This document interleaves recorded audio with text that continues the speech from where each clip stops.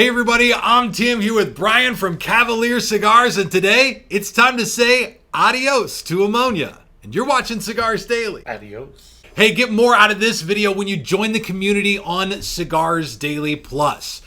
Now, I want to talk to Brian today because I've captured in the studio a true relic, not a really relic, an essential element of the cigar making world. This is not just a cigar brand guy. We've seen some of those guys, and some of them are what I've heard referred to as marketing weenies. That's not you. You're more of a cigar maker factory guy. You spend your time in the factory, hands in piles of tobacco, working with the rollers there. This is your primary function. A cigar nerd's dream. It's 100% is what it is. And with Cavalier Cigars, you have done some amazing stuff. We've got, with Cavalier, what do you have today? You've got the Cavalier... I am smoking the Black 2 series. The Black 2. Now, this is what, quite frankly, I think Cavalier's most well known for is these gold diamond cigars. And they've got gold, stay gold. Smoke gold, stay gold. That's the hashtag on Instagram for sure. But there's a lot of Cavalier cigars out there now. I've got the more affordable, everyday Tres Delincuentes in the Habano. And these are they're every bit to me as good, but the thing that across your cigars, across the lines, whether they're more economic Tres Delincuentes or the BK2 or the other stuff, there's none of this ammonia-y imperfection taste to the cigars. And I want to take people inside of this because I get questions on the channel about this. Every once in a while, someone will pop up and be like, all the cigars that come out of my humidor have this ammonia taste to it. What am I doing wrong? Now, myself, I am not even a relic. I'm not a factory asset like you are. I don't spend my time with my hands in the leaf doing all this stuff, but you've got a really good, clear view of this. So I want to talk about ammonia in cigars and specifically what Cavalier does to keep the flavor profile ultra clean, ultra crisp, which is the experience with every Cavalier cigar. So starting from fermentation, take us through a little bit of this. So, tobacco is like a sponge, right? You put tobacco in a room and it will just absorb whatever smells are in that room. Yeah. So you even have to be careful in the factory with soap, right? They can't wash their hands with scented soaps because your cigar will But they can use non-scented soaps. I was afraid we were going down the road of no soap. No soap for you. No soap at all. You can so you have to be careful because it'll. And this just happened to me. I was in Norway about a week ago, and I had some cream that kept my skin nice and moist, but it smelled like vanilla, right? Yeah. So I'm sitting there smoking with a guy, and he goes, wow, I'm getting these vanilla notes in this cigar. And I'm like, holy shit, he can smell my arm from over across the room. And so it'll pick up any flavoring that's around. And so when you make cigars, you need three things. When you work with tobacco, you need three things. You need time, you need heat, and you need moisture. Once you get the tobacco to where it's ready and it speaks to you and says, I'm done, then we have to deprive it of all those things. We have to deprive it of heat, and we have to deprive it of humidity, and it goes into this dry state. Well, then we have to get it into a round shape like this. We have to reintroduce water. Because otherwise it destroys the leaf when you try to bend it and fold it and shape it. It's like trying to roll a Dorito up. It just doesn't. That's the perfect analogy. Yeah, it just doesn't work, right? So you have to reintroduce humidity, which starts the chemical reaction of off-gassing of ammonia again. So when it comes out of the pilones and it goes into 3-year aging in bales, and my cigar nerd, true geek aficionados out there are going to know about this, that we do pilone fermentation, and that's the purpose of that, to release ammonia. We don't get 100% of the ammonia in that process every time. Well, we actually create some. If you ever go into a room full of pilones, smells like a cat pissed on your face. Yeah, some people can't even get through the door. It's intense. They open up the door and they're like, whoa. Yeah. So it off gases, and then it's not until you completely dry the leaf that it stops that process. Okay. Then when you roll it, you reintroduce moisture, which the cigar begins to off-gas. You call it off-gassing. It's off-gassing, yeah. So, and it is ammonia. And so the workaround is after you roll a cigar, you have to give it time. And the cigar will tell you when it's ready. I've heard this from cigar makers, okay? All over the place. The leaf will tell you when it's ready. The cigar will tell you when it's ready. What does the cigar say to you that you know that it's ready? And low-key, do you talk to the cigars? Well, no. I mean, I do have voices in my head, but I stopped listening to those a long time ago. That's probably smart. Yeah. The voice in my head today told me, don't go see Tim. He's going to make you do a video. And I didn't listen to it, and here I am doing a video. No. But, so basically what that means is it's like cooking a brisket, right? The guys that are really into their barbecue and they consider themselves pit masters, they'll tell you the meat tells you when it's ready. Yeah. Right? And I use this analogy a lot especially in Texas, right? Like, making a cigar is a lot like cooking brisket. If you rush the process, it doesn't matter how good the raw materials were that you started with. If you rush the process, you're going to end up with something that's horrible. Yes. Right? If you respect the process and you give it the time that it needs, and again, that time can vary depending on where we are. If we're in the rainy season in Honduras, it's going to take a little longer for the cigars to dry out. Right. If it's the dry season, it may go too quick. Part of the process you're talking about is after rolling. After rolling. This is a resting. So after the cigars are rolled, they're rested. And you do this. This is one thing that caught me about the way you do cigars, and very few other cigar makers I've talked to, is that resting happens for a full 90 days. It can be up to a minimum of 90 days. It could take a little bit longer, and the cigar will tell you when it's ready, and that is by having people go in and smoke them and say, okay, yeah, I think so. Hold on. So there's a dude. Are you the dude in the factory whose job it is to go smoke the cigar? This is a cigar version of me poking my steak with the tongs to see how like medium rare it is, but. Is that what it's pretty much the same thing. You just go in there, you grab cigars. Our factory manager is primarily in charge of this. He'll go in there, he'll smoke them, and he'll say, yeah, they're ready to go. Great job. It's a great job. The cigars say they're not ready today. Yeah. Maybe tomorrow. I smoke them more tomorrow. It could be tomorrow. And that's why when, people get upset with cigar companies when we run out of a cigar. Right. Right? We can get it to market in a week. But it won't be the same experience that if we take our time and give it enough time, you're going to have a much more enjoyable experience. So when somebody runs out of a cigar, just know it's not as simple of let's make more. Right. Because there is a process of getting it to the point where it's ready on sort of its schedule. And you said that's based on the humidity in the air from rainfall. Now, just to be clear, this wicking process, you said that once you moisturize the leaf so you can roll it, you're going to put it into the aging room, drying room, wicking room, whatever, but that off gassing has started again.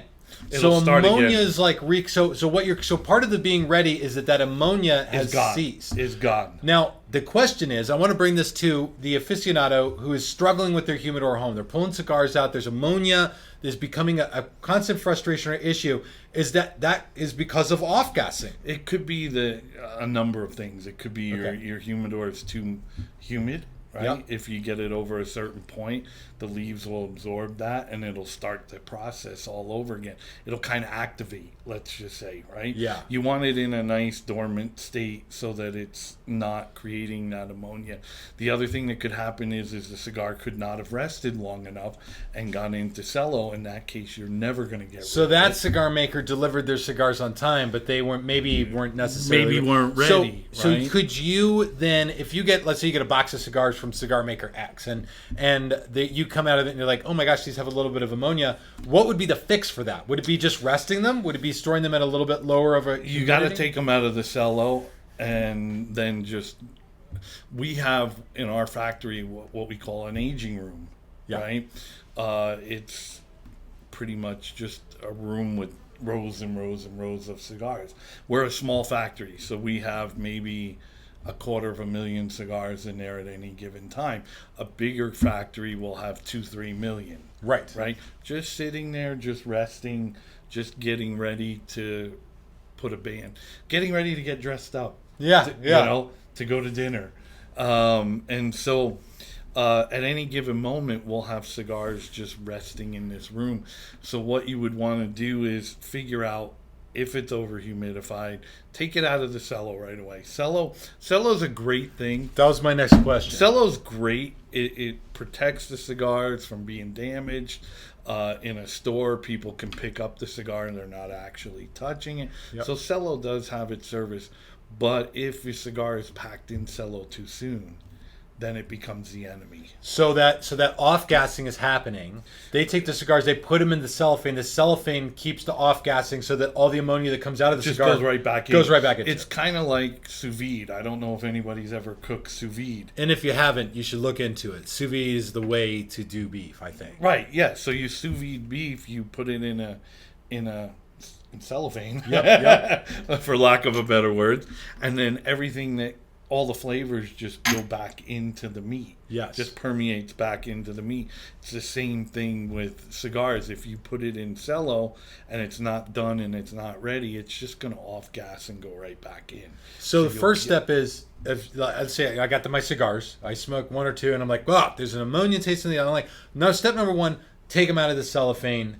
And then, do I need to put them in somewhere with lower humidity than if I keep Probably my lower humidor at humidity. 69, 70%? And I shouldn't keep them with my other cigars, even presumably. No, you wouldn't want that, because if you have anything uncellowed in there, that's gonna, yeah. And if you do have a cigar that it won't go away, you can get through it by blowing out on the cigar. It expels the humidity. Right. That's how we smoke cigars fresh off of the rolling table. You light it and then you blow out. It expels the humidity out, and then you draw back in, and it'll get you as close to the finished product as you can. So if you have a cigar that's been over humidified, you got to be careful, because playing with the humidity levels of a cigar can affect combustion, can affect everything.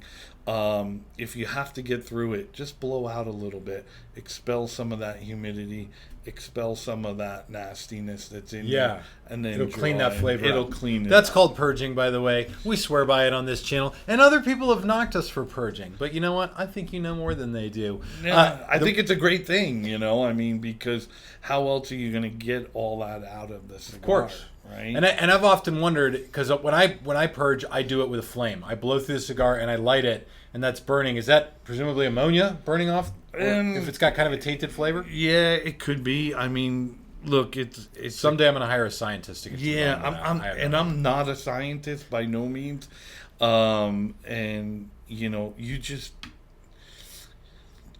know when cigars are ready. So the other question, I know this will end up in the comments if I don't get to it right now. Let's say that you got ammonia box from Cigar Maker X. You've taken all your cigars out of the cellophane. You've set them up into a space where they're set aside from your other cigars. You're going to control the humidity at a lower humidity than you typically would. What is that humidity to eliminate or stop off gassing and let the cigar settle to the point where you can get what you want out of it? Yeah, it's really hard to say, because, personally, I like cigars dry. What's dry? Give me 67. That's okay. 60, that's dry to you. That's dry to me. I'm a 65 guy. 65%. 65, 67. Yeah, it's perfect for me. Yeah. You start getting up to the 70, and it's too wet for me. Yes. Right. That's how I am. I like drier cigars. That's why I don't mind smoking cigars down here in Arizona. Yeah. Because they're all dry. Right. Doesn't matter. Like the first day, I'm like, why is this cigar so good? Yeah. Oh shit, it dried out a little bit. Exactly. Like I'm in Phoenix and the humidity's gone. Yeah. Exactly. So it just depends on your personal preference, I guess. Over humidified is always a problem. Under humidified is a problem. Yes. That's why this is considered an art and not a science, right? Yeah.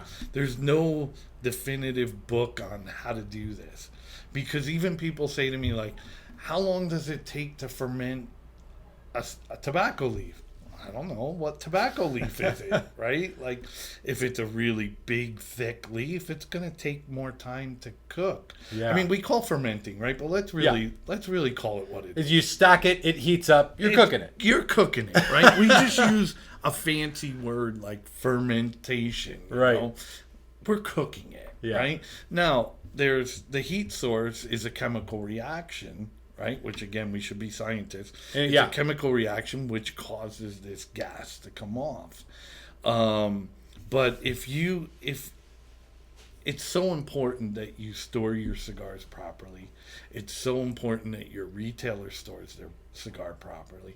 It's so important that, like, I've seen people get cigars, leave them in their car, and then proceed to tell you, well, yeah, it wasn't that good. Right. But you didn't treat it well. You spent this money on it, and then you just you just smacked it right. It's like ordering a steak and then eating it an hour and a half later and being like, well, that wasn't very good. Or putting ketchup on it. Right? Yeah, right. Exactly. You get this prime New York steak and you pile ketchup on it or A1 sauce. You just killed that whole steak. Yeah. You know, I had a guy the other day. I gave him a double Corona. Yeah, right? That's a big cigar. That's big cigar. Basically a Churchill size. Yeah, it's got a little more girth than a Churchill. And the guy smoked it in 30 minutes and proceeded to tell me, yeah, no, this cigar was all messed up. I'm sorry. I still have a Toro left in my hand. And you're nubbing this in 30 minutes. And the cigar is wrong. You don't ever smoke a Lancero, bro. Well, that is, I mean, ultimately, you're absolutely right. This is the core of cigars, is that it's art. It's art from the perspective of the growing, the fermenting of the leaf, the aging of the leaf, even the rolling and the wicking room or the aging room where you get it just ready and you know it's ready. But even to you, like if you have a collection or you consider yourself an aficionado, there is an art to this where you're dialing in the exact humidity that you want. You're taking care of your storage situation so that cigars are coming out of the humidor in the condition that you want them to be exactly. And over time, you develop these very specific, I think, preferences. When I first started smoking cigars, to me, 72% I would have said was like the perfect. I wanted my cigars to be a little bit spongy. And then one day I smoked a cigar that was like 65% humidity. I was like, oh, this is way better. And then ever since then, I've dropped my personal humidors down, way down to about 65%. Yeah. And again, it's a personal preference, right? Yes. If you like your cigars, wet and wild, pump it up. Yeah. But if you like them a little bit on the dry side, dry them out. So here's the question for all of you at home. Have you ever experienced this issue where you get a cigar, it's your favorite cigar, you want to smoke it, but then it's got that ammonia-ness to it, it sort of steals from the experience, damn near ruins the experience. What have you done to cure that, and did you learn anything in this video that you didn't already know? I learned a lot that I didn't already know about off-gassing and the humidity and moisture, and so I really appreciate you hanging out with me. Oh, it's my pleasure. Anytime, I love this kind of stuff, right? Awesome. Because at the end of the day, doesn't matter what we do in this industry, we're all cigar geeks. Straight up, man. We're all cigar nerds. Of course, guys, check this video out on the community on Cigars Daily Plus. And thanks again so much for watching. This is Tim and Brian, both signing off for Cigars Daily. Saying adios. Adios. We'll see you guys in the comments.